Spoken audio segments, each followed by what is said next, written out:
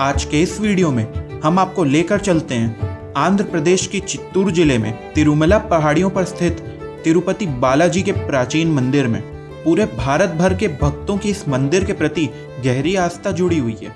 इस मंदिर को श्री वेंकटेश्वर स्वामी मंदिर के नाम से भी जाना जाता है। इस वीडियो में आपको कंप्लीट इन्फॉर्मेशन मिलने वाली है कि आपको तिरुपति बालाजी कैसे जाना है, वहाँ दर्शन करने की क्या क्या व्यवस्था है, रहने खाने और प्रसाद के क्या ऑप्शंस हैं और इस यात्रा में आपका कुल खर्चा कितना आएगा। तो बने रहिएगा हमारे साथ इस वीडियो के अंत तक। और अगर आप हमारे चैनल पर पहली बार आए हैं तो नीचे लाल कलर का बटन दबाकर सब्सक्राइब करना मत भूलिएगा।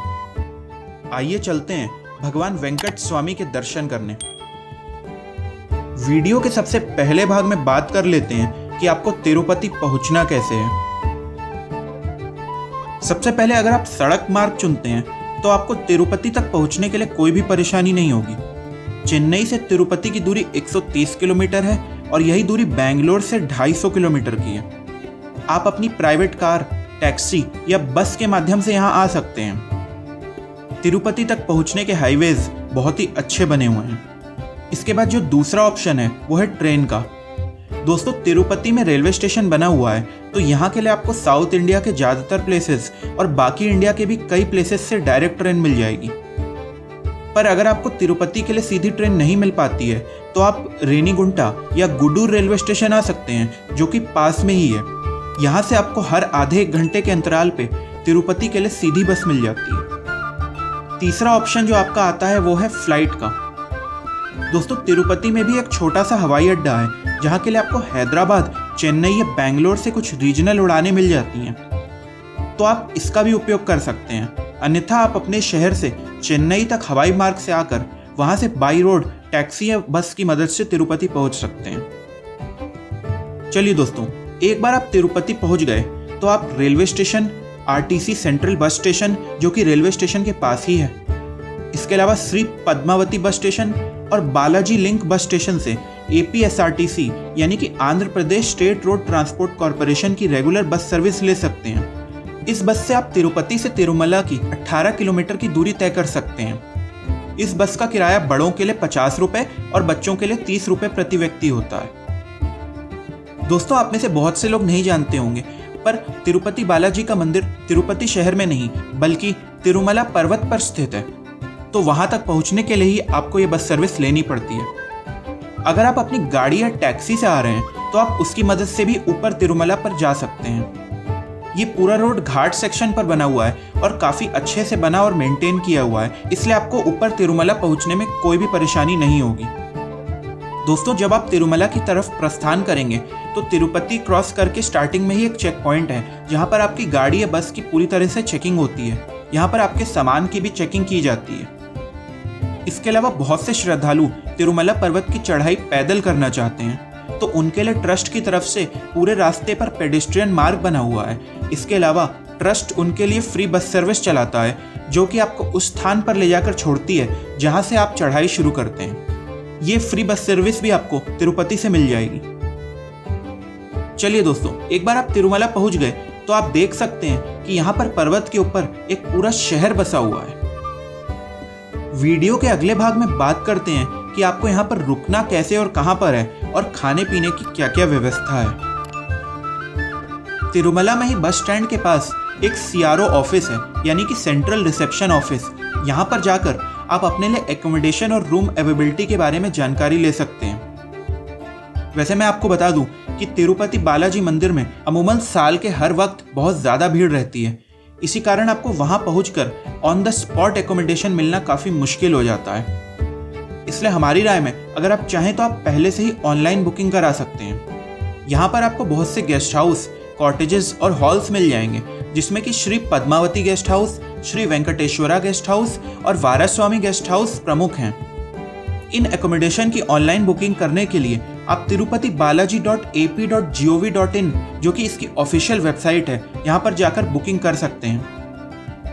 अगर रूम कॉस्ट की बात करें तो आपको 50-100 रुपये से लेकर 500 रुपये तक के रूम मिल जाएंगे। दोस्तों, इस बात का ख्याल ज़रूर रखिएगा कि ये बुकिंग आपकी यात्रा से 90 दिन पहले से ही स्टार्ट हो जाती है, तो आप जितना जल्दी बुक कर लें उतना आपके लिए बेहतर रहेगा। इसके बाद दूसरा केस आता है कि अगर आपको ऑनलाइन बुकिंग में रूम या अकोमोडेशन नहीं मिल पाता है तो आपको परेशान होने की बिल्कुल भी ज़रूरत नहीं है। जब आप तिरुमला पहुंच जाएं तो वहां पर बस स्टेशन के पास जो CRO ऑफिस है वहां पर जाकर आप अपने लिए हॉल भी ले सकते हैं। यहाँ पर खाने और वॉशरूम की सुविधा भी मौजूद है। दोस्तों उसी CRO ऑफिस में पता करके आपको यहाँ पर फ्री में रहने की सुविधा के इंतज़ाम भी मिल सकते हैं। इन्हीं हॉल्स में आपको लॉकर भी देखने को मिल जाएंगे जिससे कि आप अपना कीमती सामान वहाँ पर रख सकते हैं। इसके बाद आप में से बहुत सारे व्यूअर्स ये सोच रहे होंगे कि आप वहाँ पर प्राइवेट होटल्स बुक कर सकते हैं कि नहीं। तो दोस्तों यहाँ पर मैं आपको ये बात बता दूँ कि तिरुपति शहर में तो आपको बहुत से प्राइवेट होटल्स मिल जाएंगे, पर तिरुमला में आपको एक भी प्राइवेट होटल देखने को नहीं मिलेगा। यहाँ पर जितने भी रहने खाने की व्यवस्था है ये सभी तिरुमला ट्रस्ट की तरफ से है, तो इसलिए प्राइवेट होटल्स वाला ऑप्शन यहाँ पर आपको नहीं मिलेगा। आपने ये देखा होगा कि बहुत से भक्त और श्रद्धालु जो कि तिरुपति बालाजी के दर्शन करने आते हैं वो यहाँ पर मुंडन कराते हैं। तो अगर बाल छिलवाने की बात करें तो आप जिस भी हॉल या गेस्ट हाउस में रुके हैं आपको उसके समीप ही बहुत से नाई मिल जाएंगे, तो आप वहाँ पर अपने बाल छिलवा सकते हैं। अगर खाने पीने की बात करें तो आपको यहाँ पर कई भोजनालय और अलग अलग प्रकार के खाने पीने की शॉप्स मिल जाएंगी, जिसमें कि मोस्टली आपको साउथ इंडियन खाना ही मिलेगा। यहाँ पर जो ट्रस्ट की तरफ से मेन भोजनालय है वो काफ़ी बड़ा बना हुआ है, जिसमें कि आपको सुबह 11 बजे तक नाश्ता, 11 से 4 बजे तक दोपहर का खाना और शाम 5 बजे से रात्रि 10-11 बजे तक रात का भोजन मिल जाएगा। इस ट्रस्ट के भोजनालय में आप बिल्कुल फ्री में खाना खा सकते हैं। चलिए दोस्तों, वीडियो के अगले भाग में बात कर लेते हैं तिरुपति बालाजी के दर्शन की।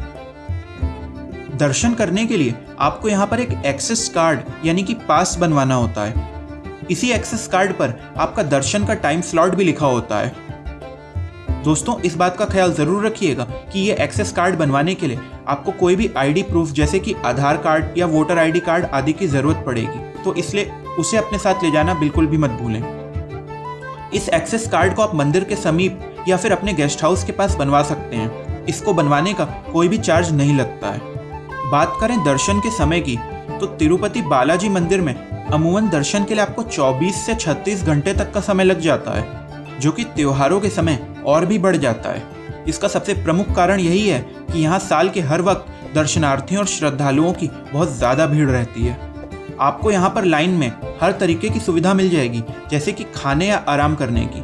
दोस्तों अगर आप लाइन में नहीं लगना चाहते हैं तो आपके पास एक स्पेशल एंट्री दर्शन पास लेने की भी सुविधा होती है। ये पास 300 रुपये का होता है, जिससे कि आप 3 से 4 घंटे में दर्शन कर सकते हैं। इस पास को आप तिरुमला में जाकर करंट बुकिंग काउंटर से या फिर tirumala.org जो कि तिरुपति बालाजी की ऑफिशियल इन्फॉर्मेशन वेबसाइट है वहाँ से बुक कर सकते हैं। इस पास के साथ आपको एक लड्डू का प्रसाद भी मुफ्त मिलता है। चलिए दोस्तों, एक बार आपने दर्शन पास ले लिया तो उसके बाद आप लाइन में लगिए और तिरुपति बालाजी के दिव्य दर्शन करिए। श्री वेंकट स्वामी की मूर्ति और उनके चारों तरफ प्रज्वलित दीप बहुत ही सुंदर लगते हैं। आप सभी दर्शनार्थी अच्छे से अपनी मनोकामनाएं मांगिए और दर्शन करने के बाद बाहर आइए। दोस्तों चूंकि इस मंदिर में काफ़ी भीड़ होती है, इसलिए अपने साथ अपने बच्चों और बुजुर्गों का विशेष ख्याल रखिएगा। मंदिर से बाहर आकर आपको वहाँ पर प्रसाद या लड्डू के काउंटर मिलेंगे, जहाँ पर आप अपनी ज़रूरत के अनुसार जितने लड्डू चाहिए उसकी पर्ची कटवा कर प्रसाद काउंटर से ले सकते हैं। तिरुपति बालाजी में भी बाकी सभी मंदिरों की तरह किसी भी प्रकार का मोबाइल, कैमरा, रिकॉर्डिंग डिवाइस, जूते, चप्पल अलाउड नहीं है, तो उसके लिए आप इन्हें अपने रूम में या फिर लॉकर में संभाल कर रख कर आइए। अगर पहनावे की बात करें तो पुरुष यहाँ पर धोती पहनकर जा सकते हैं, पर इसका कोई कंपल्शन नहीं है, यानी कि वो आपकी श्रद्धा के अनुसार है। इसके अलावा सभी महिलाएं और पुरुष यहाँ पर नॉर्मल कपड़ों में भी दर्शन कर सकते हैं। दोस्तों अच्छे से दर्शन कर लेने के बाद आप चाहें तो वहीं भोजन करके तिरुपति के लिए वापस निकल सकते हैं। अगर आपके पास समय है तो आप तिरुपति में भी कम से कम 1 दिन का स्टे ज़रूर बनाइए, जिससे कि आप यहाँ के लोकल धार्मिक स्थलों के दर्शन कर सकें। अगर आप चाहें तो 1 दिन के लिए ऑटो या टैक्सी रिजर्व करके 700 से 1000 रुपये में यहाँ के लोकल मंदिरों में घूम सकते हैं। इनमें मुख्य मंदिर पद्मावती मंदिर, गोविंद राजा मंदिर, कपिल तीर्थम, कल्याण वेंकटेश्वरा मंदिर और इस्कॉन टेम्पल है। चलिए दोस्तों, वीडियो के आखिरी भाग में बात कर लेते हैं कि आपका तिरुपति बालाजी की यात्रा में कुल खर्चा कितना आएगा। अगर आप 2 दिन का तिरुपति बालाजी का ट्रिप प्लान करते हैं तो उसमें आपका 2000 रुपये के आसपास का खर्चा आएगा। ये खर्चा कम इसलिए है क्योंकि मंदिर के आसपास आपको खाने पीने के बहुत से फ्री ऑप्शन मिल जाते हैं और इसके अलावा दुकानों और भोजनालय में भी आपको बेहद ही कम कीमत में भोजन उपलब्ध हो जाता है। और जहाँ तक रहने की खर्चे की बात है तो वो हम आपको वीडियो के पिछले भाग में ही बता चुके हैं। इस खर्चे में हमने आपका तिरुपति पहुंचने तक का खर्चा शामिल नहीं किया है। अगर आप तिरुपति से तिरुमला या तिरुमला से तिरुपति वापस आने के लिए बस की जगह प्राइवेट टैक्सी का भी उपयोग करते हैं तब भी आपका खर्चा 3 से 3,500 रुपए से ज्यादा नहीं आएगा। ये था 1000 किलोमीटर टूर्स की तरफ से तिरुपति बालाजी दर्शन करने का एक कंप्लीट टूर प्लान। अगर आपके भी मन में कोई भी सवाल या डाउट है तो आप हमें नीचे कमेंट सेक्शन में पूछ सकते हैं। इसके अलावा